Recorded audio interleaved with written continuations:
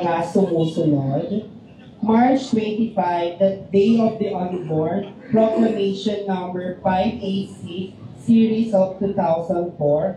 March 27, UNESCO ITI World Theater Week, Proclamation number 1262, Series of 2007.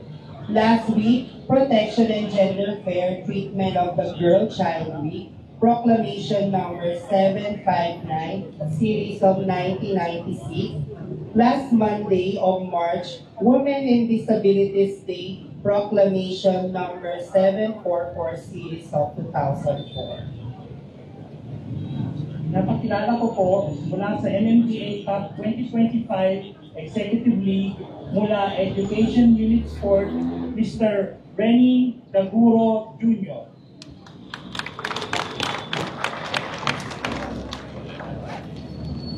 Magandang umaga po sa inyo lahat. Noong nag-alabing champion ng Pebrero, nakiyaw ang lungsod ng Pasig sa kauna-unahang MMDA Cup 2025 Executive League na ginanap po sa Big Sports Arena. Ang kaganapang ito ay sa kooperasyon ng HRDO sa pamumuno ni Ma'am Elvira R. Flores. Ang nasabing paliga ay sinalihan ng iba't ibang lokal na pamahalaan at mga national government agencies. Ang makulinaw at matagumpay na opening ceremony ng paliga ay nagbigay daan sa isang hindi malilimutang karanasan para sa mga kalahokay at taga-suporta. Ipinagmamalaki natin ang Team Pasig na binubuo ng mga mahuhusay na atleta mula sa larangan ng basketball, badminton at bowling. Ang kanilang dedikasyon at pagsusumikap ay nagbigay ng karangalan sa ating lungsod. Kabilang na dito ang pagkapanalo ng Team Pasig sa kategoryang Best News na pinangungunahan ni Binibining Erika Cassandra Baito. Ngayong araw, sabay-sabay natin pag-iwang ang mga tagumpay ng ating mga kinatawan mula sa lokal na pamahalaan ng Pasig. Inaanyayahan ko po ang ating panauhing pagdangal, si MMDA Chairman Atty. Romando S. Artes. Ang ating butihing Mayor Victor Mari Soto, Vice Mayor Robert Jaworski Jr., at mga miyembro ng Sangguniang Panglungsod upang magbigay ng parangal at pagkilala sa ating mga manala. Narito ang mga manlalaro ng Team Pasig sa larangan ng basketball na pinangungunahan ni Atty. Geronimo U. Manzanero, ating City Administrator. Ang kanilang dedikasyon ay silbing inspirasyon sa ating lahat. Palakpakan ko natin sila.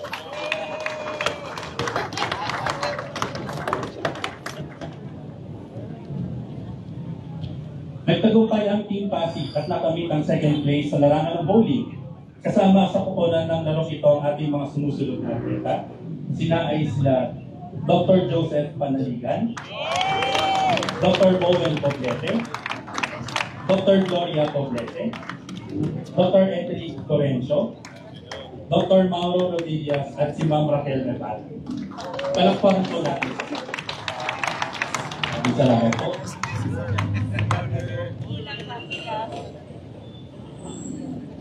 At nagbigay din ang karangalan ng Team Pasig sa larangan ng badminton. Kalahok dito ang men's doubles na nagkamit ng second place. Sila po ay si Councilor Eric Gonzalez at si Dr. Socrates Mando.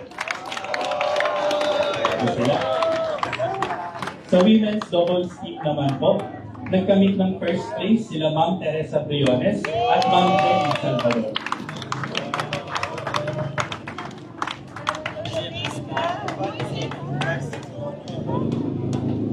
At sa mixed doubles na nagkamit ng first place, ito po ay sina Councilor Eric Gonzalez at si Councilor Angelo De Leon.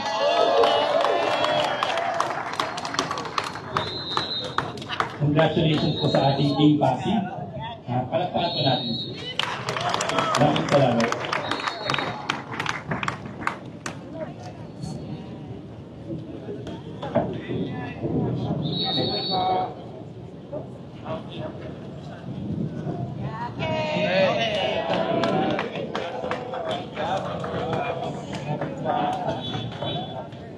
Muling palakpakan natin ang galing ng Pasig.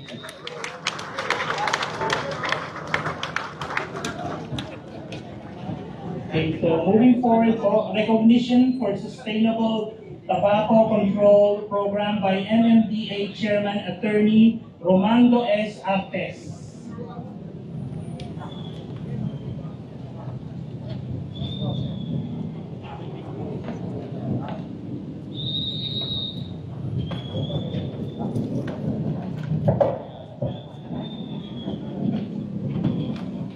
Magandang umaga po sa ating lahat. Ang certificate of recognition po na ito ay pinipresent natin sa Pasig City dahil base po sa indicators ng Index for Tobacco Control Society in Philippines. Ito po ay isang tool para i-determine yung compliance sa ating lungsod sa pag-assess po pagre-regulate ng tobacco. Ang Pasig City po ay based sa 27 indicators ay nakamit po yung pinakamataas na score.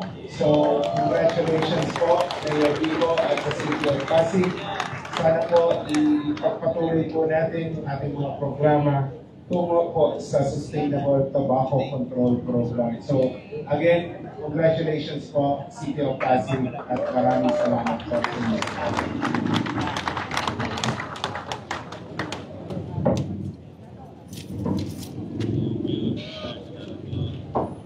Tinatawagan po ang ating Pasig Anti-Smoking Task Force sa pinangungunahan po ng ating Mayor Vico Regis N. Soto, Attorney Jeronimo Manzanero, City Administrator, Mr. Alendri B. Angeles, Senro, and Claire L.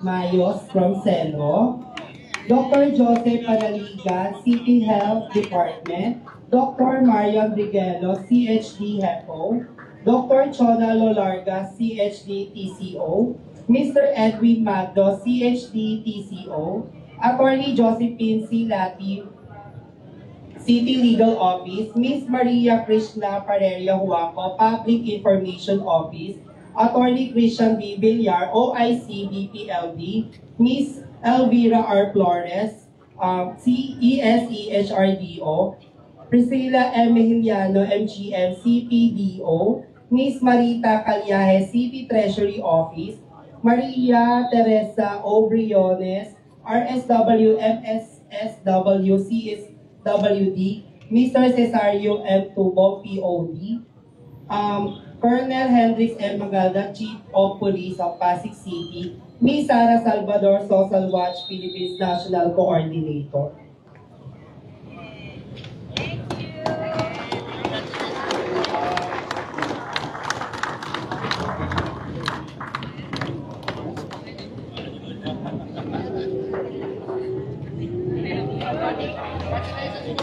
Muli pong palakpakan natin ang galing ng Pasig.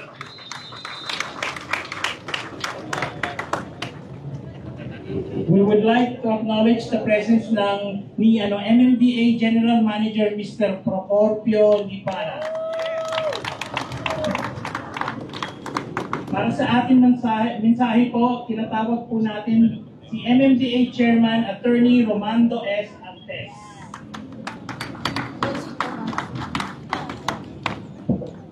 Magandang umaga po muli sa inyong lahat.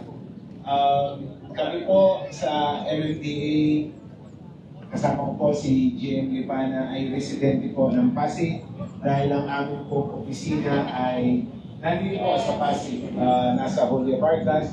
Natatandaan ko pa, Mayor Vico, bagong upo po siya na mayor noon nung tayo ay mag-inaugurate na ating po, nag-break po na.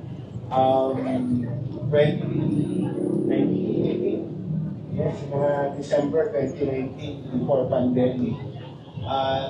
In-inaugurate naman po yan ating building 2022. Si Mayor na din po ang ating mayor dito sa lungsod ng Pasig. So, asahan po ninyo na kami po ay magiging mabuting residente ng Pasig. In fact, sinabi ko po nung inauguration ng ating park na kung ano po ang hihilingin ni Mayor Vico, atin po ibibigay. Lahat po ng tulong na pwede namin ibigay sa lungsod ng Pasig ay atin po i-extend. In fact, napakagaling po ng ating Mayor.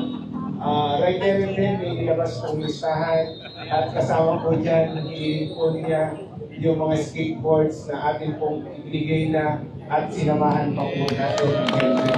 So, again, maraming salamat kay Vico sa inyong suporta. At masasabi ko po na ako po personally ay may affiliation dito sa lungsod ng Pasig. dahil ang aking pong ama ay taga sa may boundary ng Pateros, Bambang ba yun? Sa may Bambang. In fact, tumira po dyan ng matagal yung aking ama nung siya ay nag-aaral. Ang mga kamag-anak po namin dyan ay mga Santos po ng Bambang.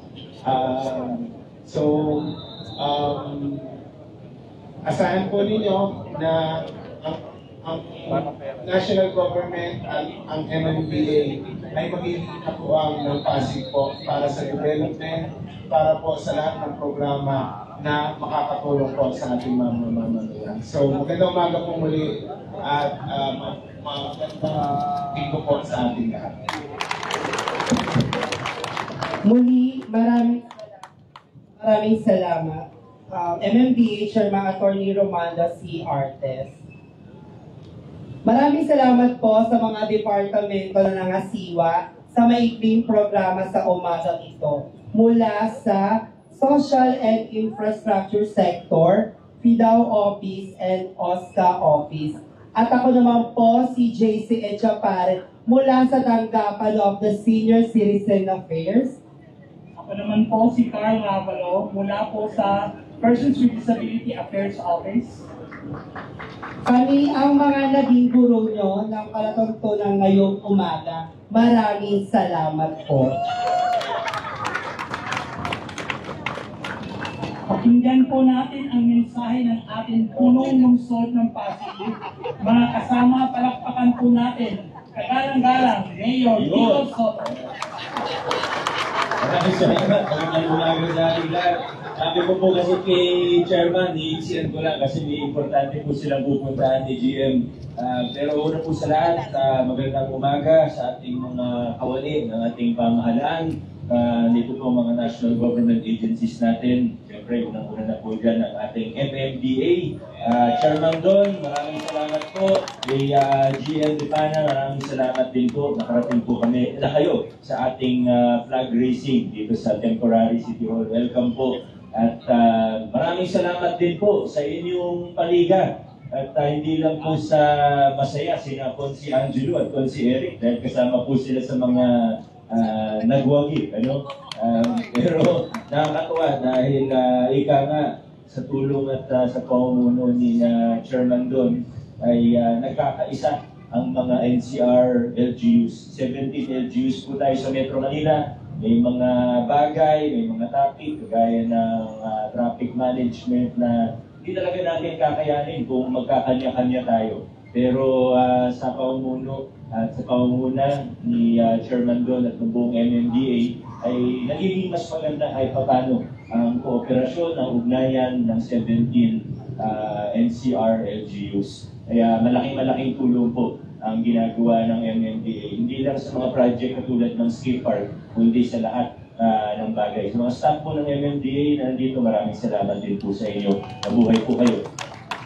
Yung mga ibang announcement, siguro sa ibang pagkakataon na lang, pero dahil ito na yung last flag raising natin bago mag-official campaign period para sa local elections po natin, paalala lang po, gentle reminder lang po sa lahat, patungkol sa mga TARP, ng election paraphernalia.